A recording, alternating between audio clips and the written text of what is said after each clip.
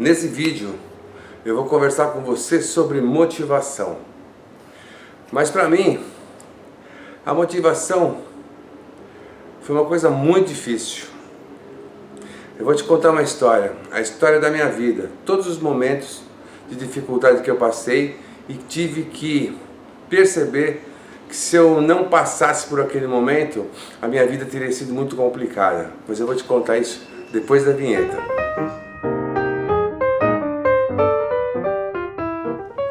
Eu gostava muito de jogar futebol como qualquer criança do meu tempo, da minha idade.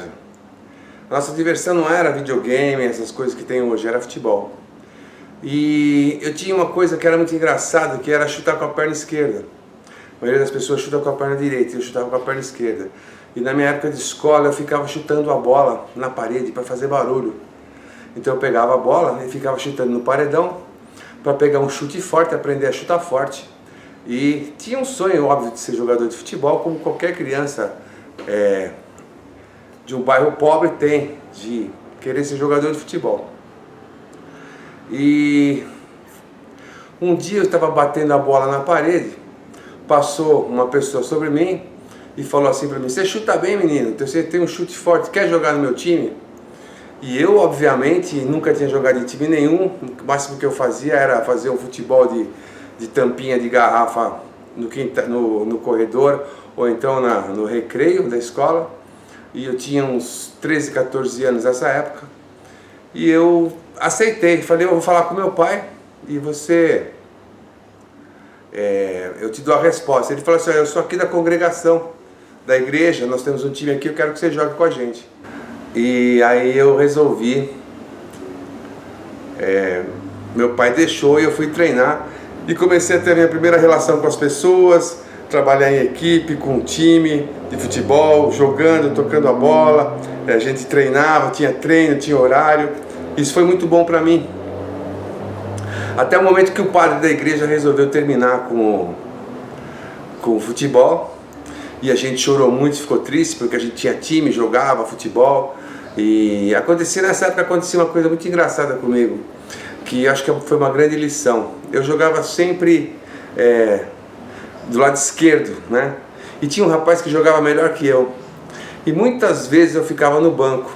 E isso me deixava triste. Até um dia que eu percebi que ficar no banco era uma coisa legal, ficar assistindo o jogo e não estar jogando. Porque era uma forma de eu aprender com o erro dos outros. Então ali eu sentado no banco eu aprendia qual era o erro que os jogadores faziam no campo para que eu não fizesse. Isso foi me amadurecendo e eu fui aprendendo a ter resiliência, a saber esperar o meu momento sentado no banco. E um dia num jogo contra o São Paulo, eu estava jogando no banco e o treinador me colocou para bater uma falta. Estava 1-0 para o São Paulo e ele sabia que eu chutava forte. E eu fui lá e coloquei um chute forte na bola. E um dos caras da barreira estava com a perna um pouco aberta e era uma bola de futebol de salão. E eu falei: "Eu vou chutar no meio da perna daquele jogador, vai passar e o goleiro não vai ver." E foi o que eu fiz, eu chutei. E na hora que eu fiz o gol eu senti uma emoção enorme, foi muito bom. E consegui fazer um gol contra o São Paulo, enfim, perdemos de 3-1, mas foi legal porque eu senti que eu tinha condições de jogar bem e até de fazer gol. Eu que era um jogador que jogava na reserva, né? Ficava sempre no banco. Mas aí depois de 2, 3 meses o padre resolveu, como eu estava dizendo, finalizar o esporte lá. E eu fiquei muito triste porque a gente era como uma família, a gente estava sempre treinando juntos. E aí nós recebemos um convite da Portuguesa, de esportes, e a gente foi jogar na Portuguesa. O nosso time foi para a Portuguesa como futebol de salão. E aí eu fiquei muito feliz, a gente se profissionalizou no sentido de ter um clube, ter uma camisa conhecida, participávamos do campeonato e tal. Até que aos 16 anos de idade, para encurtar essa história, eu recebi uma proposta para jogar no campo. Nessa época eu chutava muito forte a bola, eu era um jogador que já estava sendo assim, olhado pelo profissional. E eu fui fazer um teste no campo. E eu fiz um teste, fui super bem, joguei bem, estranhei porque o campo é maior do que o campo de futebol de salão. E aí eu fui fazer os exames médicos, né? Porque eu tava realizando meu sonho, na verdade, né? Para vocês terem uma ideia, eu andava a pé todos os dias para treinar e fiz isso dos 12 aos 18 anos, sem pegar um ônibus, sem nada. Eu ia a pé treinar e voltava, era o meu sonho, era a minha vontade. E quando eu fui fazer o teste físico, acusou que na minha perna direita tinha um cisto de Baker bem na dobra do meu joelho, na parte interna da coxa, bem exatamente na dobra, e que eu teria que fazer uma cirurgia, porque é como se fosse uma bolinha, né, e que poderia ser maligno, e eu tinha que fazer essa cirurgia. E eu fui fazer essa cirurgia, depois de uma semana já fui fazer a cirurgia, e eu fiquei um pouco assustado, porque naquela época você falava em cisto, a gente imaginava logo câncer, né? E eu fui fazer a cirurgia, e era uma cirurgia que era para fazer em meia hora. Eu fiquei 3 horas na sala de cirurgia, e quando eu saí, que eu acordei, eu estava com a minha perna direita totalmente meia enfaixada, meia engessada, um gesso bem grande na minha perna. E eu lembro de ter ouvido o médico falar assim: foi grande porque o cisto era grande, nós vamos fazer uma biópsia agora, mas o cisto era bem grande, era do tamanho de uma linguiça. E aquilo ficou na minha mente, porque eu era pequeno, era o meu sonho, eu fiquei preocupado. E meus pais, eu lembro que ter visto a minha mãe chorando, e aquilo me preocupou muito. Eu falei: será que minha carreira vai acabar aqui de futebol? Agora que tem uma chance de futebol, vai acabar minha carreira? E aí eu fiquei 3 meses sem jogar futebol. Eu perdi a oportunidade na Portuguesa, a Portuguesa me descartou. E aí um dia eu estava na praia, isso foi mais ou menos assim em setembro. Em dezembro eu fui no verão para a praia, e eu estava com uns amigos e fui engessado ainda, porque era um lugar muito difícil de fazer a cicatrização, porque é bem na dobra, na parte interna, então eu tinha que ficar aquele tempo todo com gesso. E meus amigos estavam pegando onda, outros amigos meus estavam na praia, outros estavam, todo mundo ali, aquela turma, e eu ali debaixo do guarda-sol com aquele gesso enorme, pensando na minha vida. E eu falei: eu não vou ficar com esse gesso, eu vou arrancar esse gesso agora. E eu comecei a puxar o gesso do meu corpo, da minha perna, fui tirando, arranquei o gesso todo e fui para o mar, entrei no mar. E falei assim: o mar vai me curar, vai fechar meus pontos. Já estava praticamente fechado, estava muito fechado já, mas ainda tinha mais, talvez 15 dias, eu não lembro agora, para esperar, para tirar aquele gesso todo, para o médico tirar os pontos.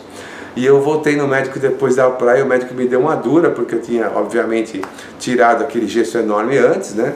Aquele gesso ficou na praia, parecia uma perna enorme, porque eu tirei, eu lembro que eu tirei com uma faquinha, assim, fui rasgando com a faquinha, tirei aquele gesso e fui para o mar, que eu falei: eu não quero mais aquilo.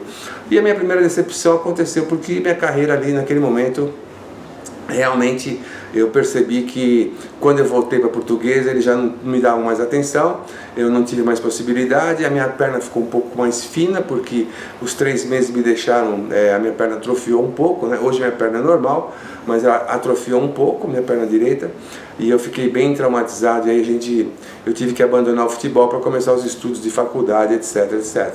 Então essa foi o primeiro momento da minha vida que eu tive uma grande decepção. Não foi fácil, né? Realmente não foi um momento muito fácil não. Mas não foi só esse não, tiveram muitos outros momentos.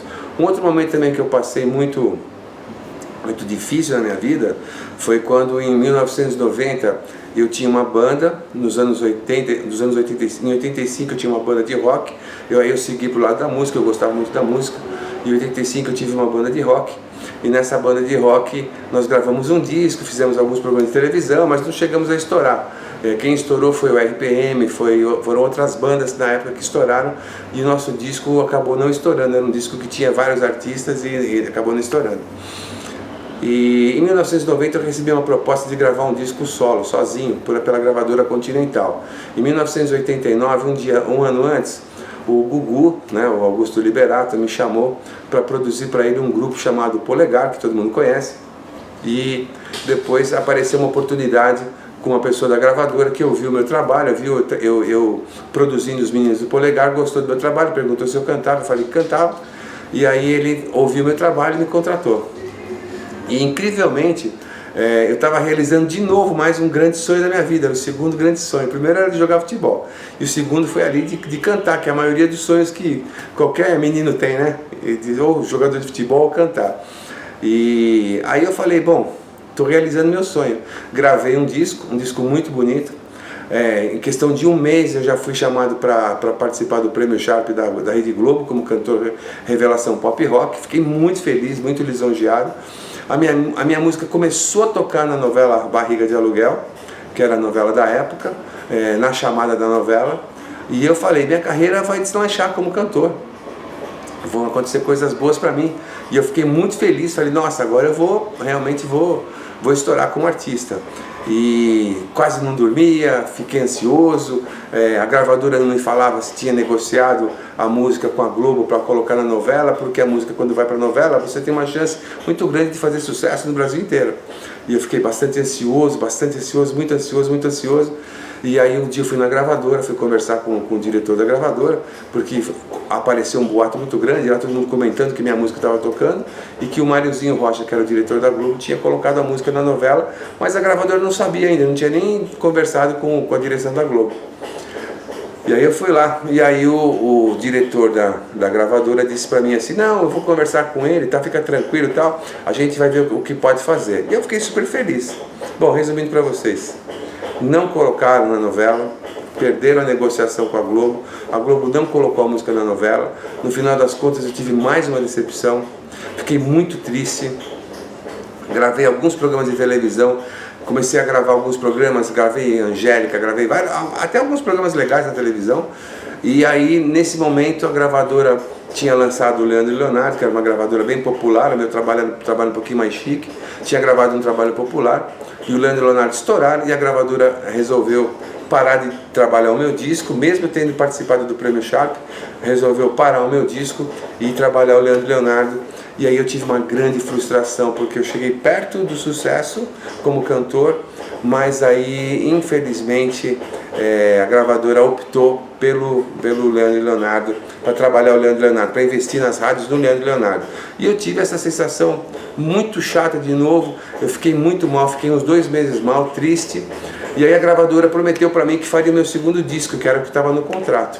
E eles me enrolaram mais 2 anos, não faziam o meu disco, eu cheguei a ficar com depressão, eu fiquei triste, muito triste, até o dia que eu cheguei na gravadora e muito nervoso, falei que se eles não fizessem meu disco eu ia fazer uma greve de fome, que era um absurdo que eles estavam fazendo comigo, e a gravadora ficou assustada com aquela minha atitude, porque eu disse que ia fazer greve de fome na porta da gravadora. E aí a gravadora me fez o segundo disco, entregou na minha mão e não divulgou nada, não fez absolutamente nada comigo. E esse disco, acho que nem vendeu, sei lá, 500 cópias, se vendeu 500 cópias. Então, foi minha segunda grande decepção. E eu falava nessa época pra mim, assim, talvez você esteja se identificando não com isso, mas com momentos da tua vida. E eu falava assim, por que as coisas não dão certo pra mim? Por que eu tento e as coisas não dão certo pra mim? Se eu tô tentando, se eu sou um cara bom, se eu sou um cara honesto, se eu tô querendo vencer na vida. E essas coisas, elas iam me deixando pra trás, muito pra trás. E eu sentia que eu falava assim, pô, eu não sou uma pessoa, eu não tenho merecimento? Será que eu não tenho merecimento de alcançar os meus objetivos? Sou uma pessoa bacana, sou uma pessoa legal, então, por que as coisas não acontecem pra mim? Isso realmente me deixou muito, mas muito triste. E essa decepção ficou por muito tempo na minha vida, porque aí depois eu fiquei trabalhando praticamente 10, 15 anos como músico. Mas o que eu aprendi dessa segunda experiência minha? Na experiência do futebol, eu aprendi que às vezes é importante você ficar no banco de reserva, porque quando você está no campo jogando, às vezes você não vê seus erros. E você ficar no banco, você consegue perceber os erros dos outros e você aprende com os erros dos outros. Então para mim foi bom ficar no campo. Depois foi bom eu aprender a ter resiliência. A resiliência de saber que eu tive que parar por causa de uma doença que me deixou muito preocupado, mas que também no fim não era uma doença que eu imaginei que fosse uma doença tão séria, e não foi, né? Graças a Deus. Na música, eu também tive uma sensação que eu aprendi que muitas vezes as coisas não acontecem do jeito que a gente quer. E a gente tem que entender isso, tem que saber entender. Mesmo que eu não conhecia a lei da atração, eu não tinha entendimento sobre neurolinguística, sobre coaching, sobre PNL, eu era apenas um menino, um adolescente, um jovem com muita vontade de vencer. e eu queria vencer sempre. Na música eu aprendi uma coisa. Quando eu fui fazer meu segundo disco, o diretor da gravadora, que hoje é um grande amigo meu, me falou que a gravadora não tinha verba de fazer meu segundo disco, não tinha dinheiro.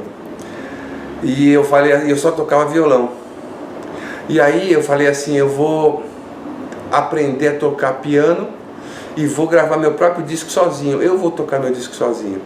Eu não vou depender de ninguém, porque se não tem dinheiro para chamar músicos, eu tenho que fazer meu disco sozinho. Então eu vou fazer um disco com violão e voz, alguma coisa eu vou fazer. E eu não sabia tocar teclado, só sabia tocar violão. E num dia desses, assim, nessa época eu gostava muito de ir na Teodoro Sampaio, aqui em São Paulo, que é uma loja de instrumentos musicais. E eu parei meu carro e comecei a andar na Teodoro Sampaio, assim, perdido. Sabe quando você anda sem objetivo? Eu olhava as lojas, pensava na minha vida, na minha carreira, queria gravar meu segundo disco. Foi isso que eu aprendi no meu segundo disco. E aí eu entrei numa loja e tinha um teclado, né, um teclado de tocar, que custava $3.000. Aí eu falei, nossa, que teclado caro. Eu falei, muito caro esse teclado, né? E eu fiquei olhando pro teclado assim, o vendedor veio na porta da loja e falou assim pra mim, você sabe o que esse teclado faz? Eu falei, não. Ele falou assim, esse teclado grava um disco. Aí meu olho brilhou. Eu falei, grava um disco? Ele falou assim, entra aqui que eu vou te mostrar.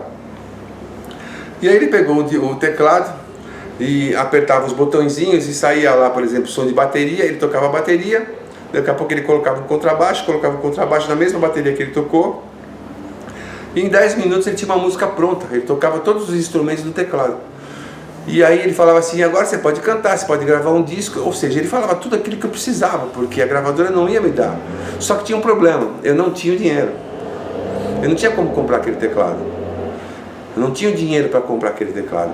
Então o vendedor começou a me hipnotizar e eu queria aquele teclado de qualquer jeito, até o momento que eu falei para ele assim, olha, eu tinha saído, eu trabalhava na 51 nessa época, eu tinha saído da gravadora, da 51, eu tinha recebido um dinheiro bom, porque eu tinha trabalhado lá por cerca de 2 anos, eu tinha recebido um dinheiro bom.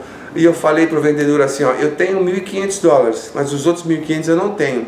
Aí ele falou assim para mim, não tem problema, você deixa um cheque para 30 dias e em 30 dias a gente faz uma previsão de quanto vai estar o dólar daqui a 30 dias, porque comprava em dólar. E aí você deixa o cheque, ou você vem trocar em dólar ou a gente deposita o cheque. Eu falei, eu vou comprar. Na loucura, gente, eu não tinha dinheiro.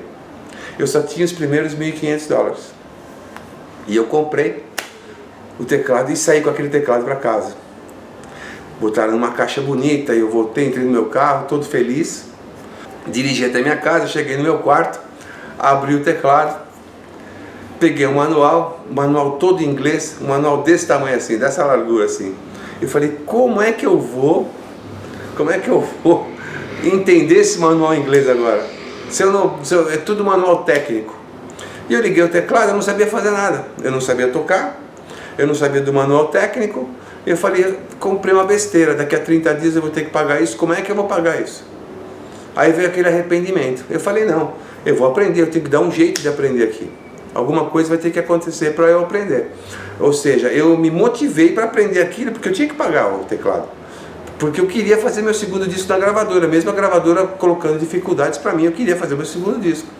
Se não tinha dinheiro da gravadora para pagar os músicos pro meu disco, eu comprei um teclado que eram todos os músicos, eu levava o teclado lá e resolvi o problema.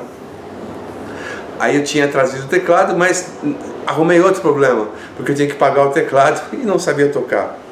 Olha, gente, é coisa do destino, por isso que eu falo, se você olhar, a lei da atração trabalha na vida da gente. E eu não sabia que era a lei da atração. O ano passado morreu um grande músico chamado Sérgio Sá. Ele era um gênio, um cego, né? Que tocava muito, assim, um arranjador muito conhecido no meio artístico aqui em São Paulo. E o Sérgio me ligou, ele falou assim, Mauro, eu estou sabendo que você comprou um 01 da Korg, que é um teclado fantástico, Mauro. Eu preciso fazer uma música para o Fábio Júnior, um arranjo, você empresta ele para mim? Eu vou até a tua casa, até teu estúdio, e eu gravo na tua casa, pode ser? Eu falei para ele assim, ô Serginho, pode ser sim, você vai vir com quem? Por quê? Porque ele não toca sozinho, ele não enxerga, né? Ele falou, eu estou indo com o Pedro, que é da Korg, que era da marca do teclado. Ele é o melhor cara que mexe nesse teclado. Aí eu falei, nossa, O Serginho vem, ele toca, o Pedro vai estar lá mexendo no teclado, gravando o teclado, eu vou ver o Pedro mexer, vou aprender. Falei, pronto, né? Resolvi o problema. Ajudei o Serginho e o Pedro me ensina a mexer no teclado e eu começo a gravar. Aí depois eu aprendo a tocar. Pelo menos gravar eu tenho que aprender. Para resumir histórias para vocês, gente, chegou o Pedro, chegou o Ivo, chegou o Pedro, chegou o Sérgio Sá. Eu liguei o teclado. E o teclado tinha do lado esquerdo assim, tinha um display grande assim, todo digital, que você fazia com touch, você tocava no teclado. E era muito rápido. Eu peguei uma caneta, peguei um caderno e fiquei perto do Pedro, né? E para ver como é que ele fazia aquilo. Gente, ele fazia como se fosse um digitador. Pum, aí instrumento, bateria, pum, baixo. Eu não conseguia entender nada. E eu comecei a dar um desespero, porque o Serginho tocava muito rápido, o Pedro programava muito rápido e eu não conseguia aprender nada. E o cheque próximo de cair, o segundo cheque. No final eu falei, Pedro, você tem como você me ensinar a mexer nesse teclado? Ele falou assim, não, eu tenho como te dar aula. Tá, mas a aula dele era caríssima. E ele falou, olha, você vai ter que demorar para fazer pelo menos umas 20, 25 aulas. Aí eu pensei, eu vou marcar com você. Só que eu fiquei com vergonha de falar que eu não tinha dinheiro para pagar as aulas dele. Então o que aconteceu? O problema não estava resolvido. Nessa época, eu já fazia o bico que eu contei para vocês lá do Polegar, do Gugu. Eu já estava trabalhando para o Gugu no Polegar. E não tinha recebido o salário do Gugu ainda. Era logo no começo, foi logo no começo que eu fui trabalhar para... Estava montando, escolhendo os meninos do Polegar. E aí a mãe de um dos meninos do Polegar, a mãe do Alan, a dona Sandra, chegou para mim e falou assim, Mauro, você precisa me ajudar. Ela era uma simpatia, essa mulher. Eu falei, por que, dona Sandra? Ela falou assim para mim, porque o Denis, irmão do Alan, está muito triste. Porque ele também é músico e agora o Alan foi pro Polegar e ele está meio com depressão. Eu quero gravar uma música com ele, com o Denis. Mas eu não tenho muito dinheiro, eu só tenho $1.500. Aí meu olho brilhou, eu falei, nossa, $1.500 é o valor que eu preciso para pagar o cheque da loja de instrumentos musicais. Falei, perfeito. Aí eu falei para ela, não, dona Sandra, eu faço para a senhora. Fica tranquila que eu faço por $1.500. Saí correndo e falei, bom, vou fazer, mas quem é que vai tocar? Porque eu não sei tocar. Não sei gravar. Liguei pro Sérgio Sá, falei, Serginho, contei a história para ele falou assim, deixa comigo que eu te ajudo. E o Sérgio fez o arranjo, e o Ivo foi lá, tocou, programou, e eu fui pro estúdio. Um amigo meu, Frank Arduini, liberou o estúdio para mim, nós fizemos a gravação, eu fui na loja e paguei o teclado. Bom, vou resumir a história para vocês. Esse foi o meu ensinamento de ter coragem. Eu não tinha dinheiro para o teclado. E com esse teclado eu fiz mais de $15.000, porque aí eu aprendi a trabalhar no teclado. Eu comecei a fazer arranjo para outras pessoas, comecei a ganhar um bom dinheiro com a música e não dependia mais de cantar na televisão e de fazer show em circo, as coisas que a gente sofre muito quando começa uma carreira. Aí eu virei multi-instrumentista, tudo autodidata, montei meu estúdio e trabalhei com música durante 15 anos, lançando um monte de artistas. Ou seja, todos os momentos de dificuldade você tem um aprendizado. É isso que a gente tem que aprender. É isso que eu falo muito hoje nas minhas palestras. Os momentos que a gente tem de dificuldade, se você olhar para a dificuldade, você fica trancado nela. Agora, se você olhar o aprendizado daquela dificuldade, você vai caminhar para frente. Então, nesse episódio desse vídeo, eu fiz questão de contar dois momentos importantes para vocês. O meu momento do futebol e o meu momento quando eu gravei meu segundo disco. Lancei o disco, viajei também, fiz várias coisas, mas o mais importante foi que nas duas situações, no futebol, eu aprendi que às vezes é melhor você ficar no banco, porque você aprende com o erro de quem está na frente. E quando você entra, você joga melhor. A gente tem que saber aprender, a gente tem que saber se espelhar, inclusive, nas pessoas que são melhores que a gente. A gente precisa ter essa humildade. E na música eu aprendi que muitas vezes a gente não pode depender dos outros, que você tem capacidade de fazer tudo o que você precisa, sem precisar depender de ninguém. E eu fui lá, comprei o teclado, não tinha dinheiro, comprei na coragem, consegui pagar o teclado, fiz dinheiro do teclado, sofri porque minha carreira não aconteceu na música. Aliás, eu tenho um vídeo aqui do Palhaço que conta a história do trauma, da fobia do palhaço, que conta a minha história na música, da fobia que eu tinha de palhaço. Quem quiser assista no meu canal, é um vídeo muito legal. E também fiquei frustrado, tanto no futebol quanto na música. Mas a minha vida seguiu e eu trouxe sempre aprendizados das dificuldades. Então, hoje aos 58 anos de idade eu posso dizer para vocês que quem está passando nesse momento uma dificuldade, que não se preocupe, porque as dificuldades elas vêm, mas elas vão embora. Ou se elas ficam, você não pode deixar e se acomodar e ficar conformado com a dificuldade. Você passa por essa situação, você consegue passar, você consegue ser mais forte que ela e você consegue tirar o aprendizado. Não foque naquilo que é ruim do que você está passando, foque naquilo que você está aprendendo para mudar, tá certo? Se você gostou desse vídeo, eu tenho certeza que sim, se você ficou até agora, é muito importante que você dê o curtir, que você curta o vídeo. Por quê? Muita gente fala assim para mim: Mauro, eu adoro seus vídeos, mas eu não recebo seus vídeos. Se você não curtir, o YouTube entende que você não gosta, então ele não vai recomendar para você. Agora, se você colocar o curtir e se você se inscrever no meu canal e apertar lá o sininho, você fica como prioridade no meu canal. Então todos os vídeos que eu postar, você vai receber todos eles, você vai poder assisti-los, porque assim que eu lançar o vídeo, chega uma notificação no teu smartphone e também no teu celular, no teu e-mail. Desculpe, no teu notebook e no teu e-mail, certo? É isso que eu tinha que dizer para vocês. Obrigado para vocês, estou muito feliz. Quero dizer para vocês também que eu vou fazer um curso da Lei da Atração muito legal no mês de junho. É um curso maravilhoso. E agora no mês de abril, dia 12, 13 e 14, um curso de hipnose clínica para quem quer ter uma profissão nova, para quem ainda não está conseguindo um emprego, alguma coisa e quer mudar de carreira, quer fazer alguma coisa diferente, gosta de ajudar as pessoas. É um curso de hipnose clínica. E em junho, um curso de imersão. Abril, hipnose clínica, e junho, um curso de imersão, um curso muito legal de imersão, onde você vai passar 2 dias num hotel, com atividades, uma série de coisas legais, vai chorar, vai se emocionar, você vai sair de lá transformado, praticando o seu melhor, tá certo? Muito bom falar com vocês, obrigado por terem ficado até agora, namastê.